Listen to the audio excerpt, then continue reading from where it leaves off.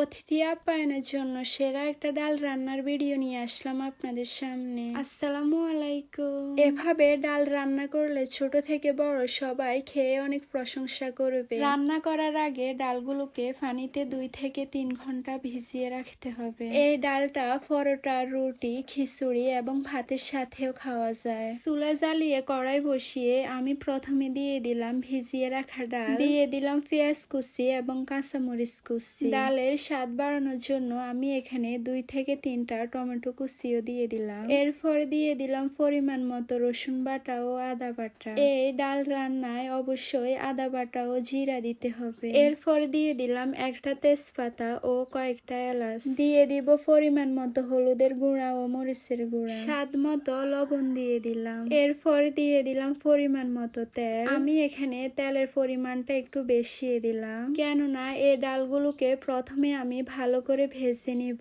ডালের এই রেসিপিটাকে অনেকে ভুনা ডাল ও শাহি ডালও বলে। ডালগুলোকে 5 থেকে 7 মিনিট আমি উল্টে পাল্টে ভেজে নিব। বিয়ে, জন্মদিন বা যে কোনো বড় অনুষ্ঠানে এভাবে বেশিরভাগ সময় ডাল রান্না করা হয়। ডালগুলোকে ভালো করে ভেজে নেওয়া হলে আমি এখানে দিয়ে দিলাম পরিমাণ মতো পানি। পানি দিয়ে এগুলোকে কিছুক্ষণ ঢেকে রাখবো। ডাল ঢেকে রান্না করলে তাড়াতাড়ি সিদ্ধ হয়। প্রায় 15 থেকে 20 মিনিট সিদ্ধ করার পর আমি এখানে আবারও দিয়ে দিলাম পরিমাণ মতো পানি। পানি দিয়ে আরো কিছুক্ষণ রান্না করার পর এগুলো ঘন হয়ে আসলে এইবার ডালের জন্য স্পেশাল একটা বাগার তৈরি করে নিব। পরিমাণ মতো তেল দিয়ে দিলাম পেঁয়াজ কুচি, সাথে মরিচ কুচি ও রসুন কুচি দিয়ে দিলাম পরিমাণ মতো হলুদের গুঁড়া ও মরিচের গুঁড়া। এখানে আমি কয়েকটা শুকনা মরিচ দিলাম। এই ডাল রান্নায় শুকনা মরিচ দিলে খেতে অনেক ভালো লাগে। সবগুলো উপকরণ ভেজে নেওয়া হলে আমি এখানে রান্না করা ডালটা ঢেলে দিলাম।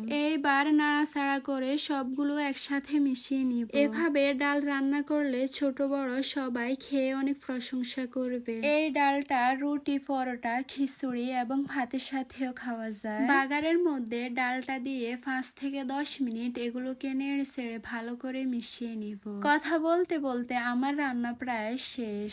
আমি এইবার ধনিয়া পাতা দিয়ে এগুলোকে চুলা থেকে নামিয়ে নিব। ডালটা রান্না করার সময় খুব সুন্দর একটা ঘ্রাণ বের হচ্ছিল।